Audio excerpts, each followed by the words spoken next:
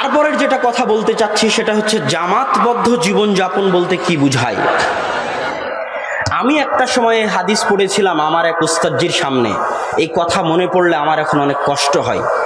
উনি এখনো আমার উস্তাদ, আল্লাহ সুবহানাহু ওয়া তাআলা তাকে হেফাজত করুক, হায়াত দারাজ করুক। এক মসজিদে আমি হাদিস পড়েছিলাম, আমুরুকুম বিখামসিন, তোমাদের 5টা বিষয়ের নির্দেশ দিচ্ছি, বিল জামাতবদ্ধ জীবনযাপনের।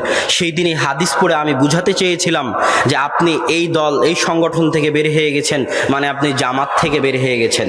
এই ভ্রান্ত আকিদার জন্য এখনো আমার আফসোস হয়, এবং সেই দিন ওই উস্তাদের সামনে এই হাদিস পড়ার কারণে এখনো আমার আফসোস হয়।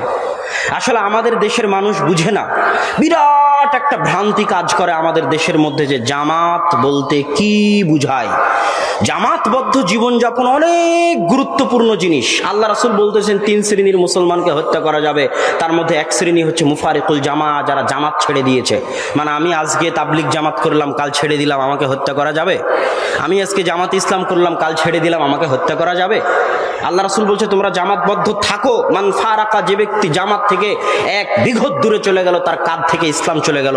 মানে আমি আজ তাবলিগ জামাত ছেড়ে দিলাম, আমার কাঁধ থেকে ইসলাম চলে গেল? জি না।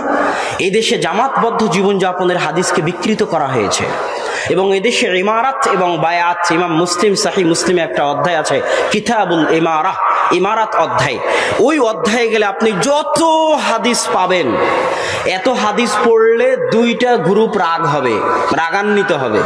একটা গ্রুপ যারা বোমা দিয়ে ক্ষমতা দখল করতে চায়, আর একটা ভোট দিয়ে ক্ষমতা দখল করতে চায়। এরা আপনাকে বলবে এরা দালাল, যদি খালি ওই হাদিসগুলোর অনুবাদ করেন, তা বলবে দালাল। আর একটা রাগান্বিত হবে যারা মনে করে নিজ দল নিজ সংগঠনের নেতা যিনি, তার আনুগত্যের জন্য এই হাদিসে এই কথাগুলো বলা হচ্ছে, তারাও রাগান্বিত হবে।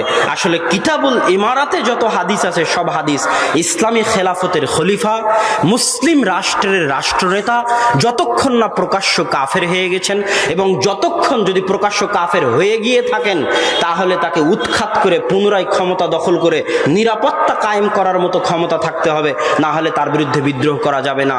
ফল সিরিয়া, ফল ইয়েমেন, ফল মিশর, মুসলমানদের রক্তে এক মুসলমান আর এক মুসলমানকে হত্যা করে রক্তে লাল হয়ে গেছে, খালি কিতাবুল ইমারার হাদিসগুলো না বুঝার কারণে।